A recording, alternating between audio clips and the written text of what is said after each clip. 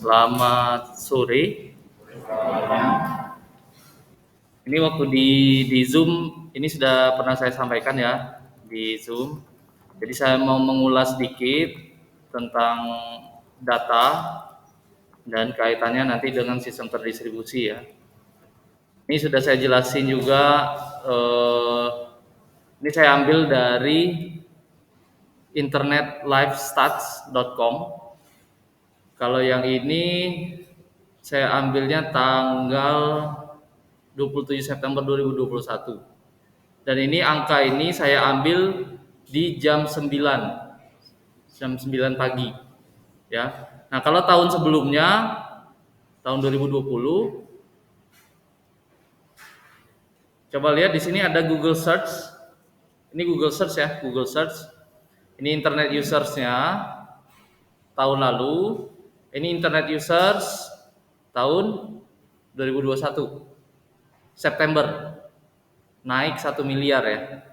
Enggak sih, enggak sampai 1 miliar, 400 juta ya. Nah, jumlah penduduk dunia tahu berapa? Seluruh dunia 7 miliar, lebih kurang 7 miliar ya. Dan pengguna internetnya 5 miliar, berarti masih ada 2 miliar yang enggak menggunakan internet ya. Enggak tahu ya, mungkin dari berbagai macam profesi, banyak juga yang belum memanfaatkan internet di dalam profesinya gitu ya. Nah, kalau kita lihat di sini, saya fokus ke Google Search-nya. Ini saya ambil jam 9 pagi. Kalau yang ini kemarin itu saya ambil, bukan kemarin, tahun 2020, itu saya ambilnya sore ini, 4 miliar. Berarti kemungkinan besar kalau seandainya yang ini saya ambilnya sore, bisa jadi 4 miliaran juga gitu ya. 4 miliar. Tahu ini 4 miliar apa? Angka apa? Google Search. Pencarian. Artinya query dalam satu hari itu ada 4 miliar query. 4 miliar query. Wah, itu luar biasa ya. Bagi kami peneliti, data query yang ratusan juta atau jutaan saja itu udah cukup untuk penelitian. Apalagi ini ada 4 miliar dalam satu hari. Kalau dalam 30 hari berarti ada 1 triliun ya. Nah, itu yang disebut dengan big data. Jadi kita itu sekarang memang hidupnya di dunia data. Nah, kalian penasaran nggak gimana sih si Google ini bisa menangani query yang sebanyak 3 miliar ini secara sekaligus? Gimana caranya? Apakah cuma satu server? Memungkinkan nggak cuma satu server untuk Google yang sebesar itu? Tidak mungkin. Tidak akan mungkin ya.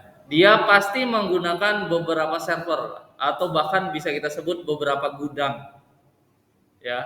Dalam satu gudang itu terdiri dari berapa banyak server gitu ya. Nah, servernya ngapain aja? Nah, itu tergantung.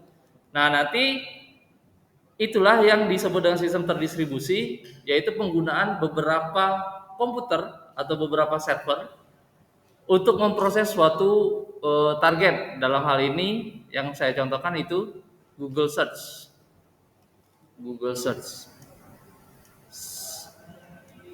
Jadi yang diproses itu adalah query-nya. Query dari si Google, si users ya.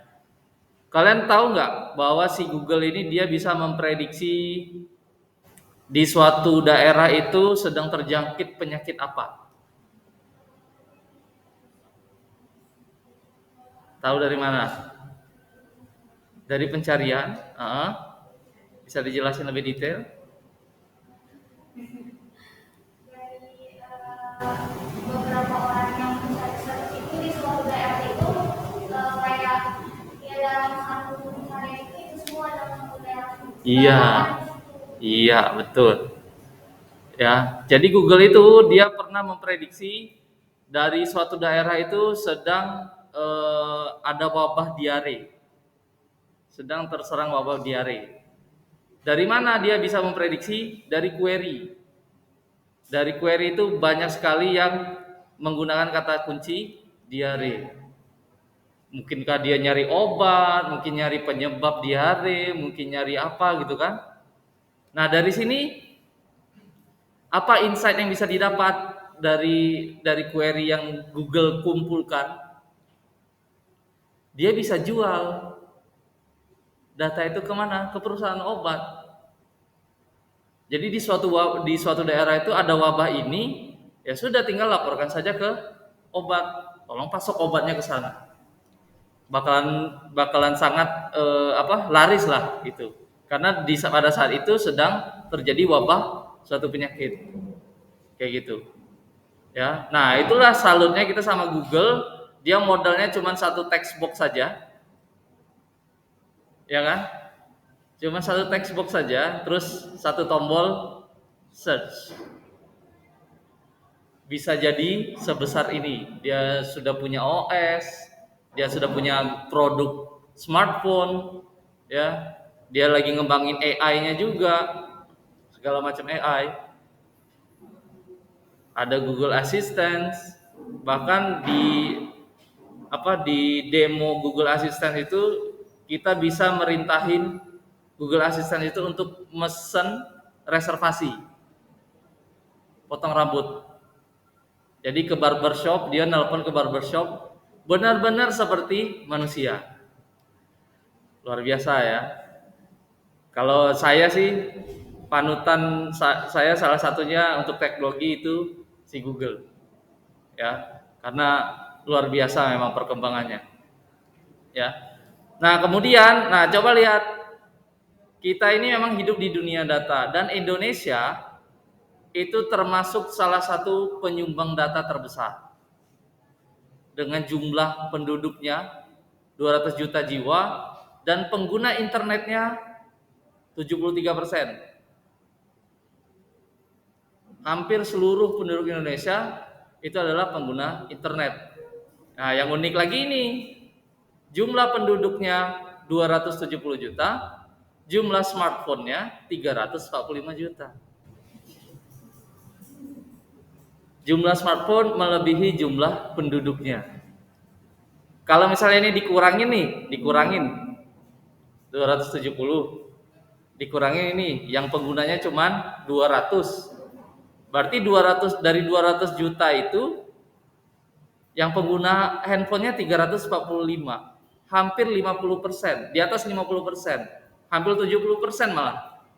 Hampir 70% orang Indonesia itu memiliki HP lebih dari satu. Benar nggak? Iya, banyak duit orang Indonesia. Rata-rata itu ya. Nah, Indonesia itu termasuk penyumbang data yang cukup besar. Ini adalah data yang seliweran sampai sekarang dan ini terus up ya. 1,2 zettabytes atau 1 miliar ya, 1 miliar terabyte. Kalau misalnya kalian bayangin terabyte itu 1 miliar terabyte. Artinya kalau misalnya ada hard disk 1 tera, itu ada 1 miliar data ya. Belum lagi video-videonya ya yang sangat banyak. Nah, saya dulu termasuk, ini kalian kan anak teknik informatika, ya kan? Teknik informatika, ya saya teknik informatika juga. Saya itu pernah berprofesi sebagai programmer, sampai sekarang sih masih ya, programmer. Dulu mindset saya sebagai seorang programmer, nggak perlu tahu lah tentang jaringan. Bagaimana cara server bekerja, saya nggak perlu tahu. Pokoknya saya bikin aplikasi, udah itu tugas saya sebagai programmer. Ya, ternyata mindset seperti itu salah. Kita sebagai programmer tetap harus tahu bagaimana cara kerja, paling tidak bagaimana data itu mengalir. Kita harus tahu tentang latency, bandwidth, dan segala macam. Jadi ketika kita bikin suatu aplikasi, kita harus mempertimbangkan data yang bolak-balik, yang keluar dari aplikasi kita ataupun yang masuk ke aplikasi kita. Soalnya apa? Kalau misalnya nih kalian bikin aplikasi nih, bagus banget deh. Di lokal dites sukses. Kenapa sukses? Karena bandwidth di lokal tinggi, gitu kan? Tapi ketika dipakai, udah dipublish, sudah deploy, dimasuk ke internet, penggunanya banyak, rupa-rupanya down. Nah, ini biasanya terjadi di situs-situs pemerintah ya. Sudah dibikin, anggarannya miliaran, ketika diakses oleh publik langsung down. Kenapa bisa seperti itu?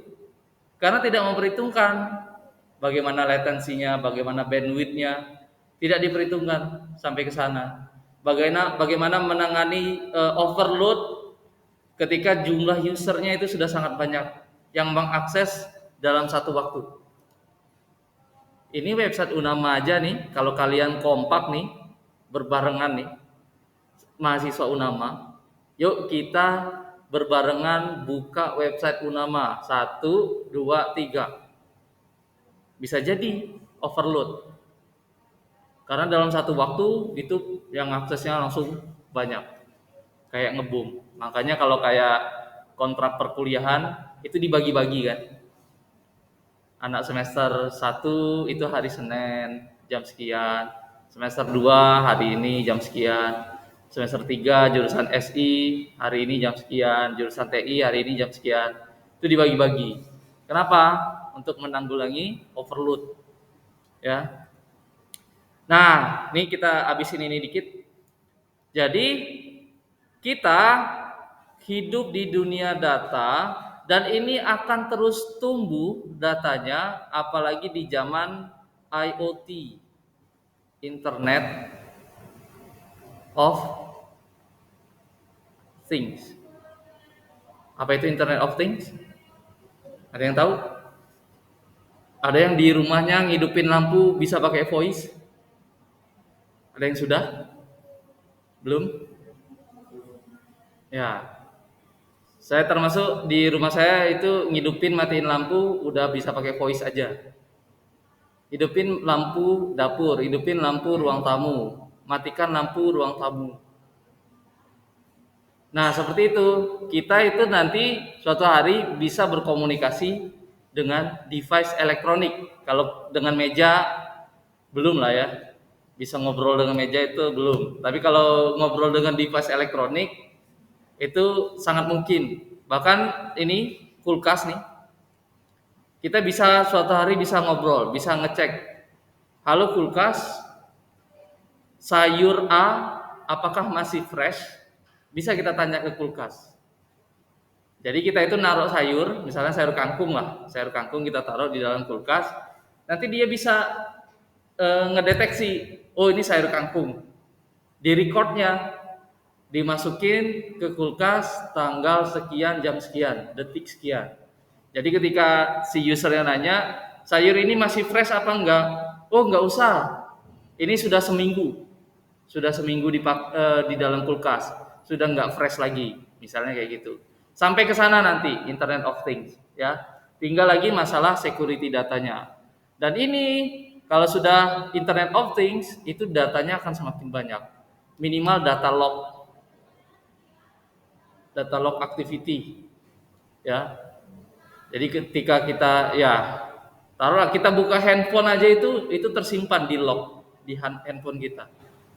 Ya, jadi kalau misalnya kita buka apa saja itu tersimpan di log kita. Misalnya kita melakukan kriminal menggunakan handphone kita, dari situlah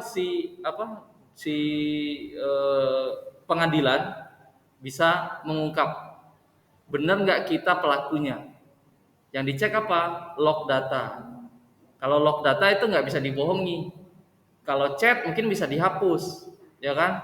Message bisa dihapus, aplikasi bisa dihapus, tapi log itu tetap akan tersimpan. Ya. Oke.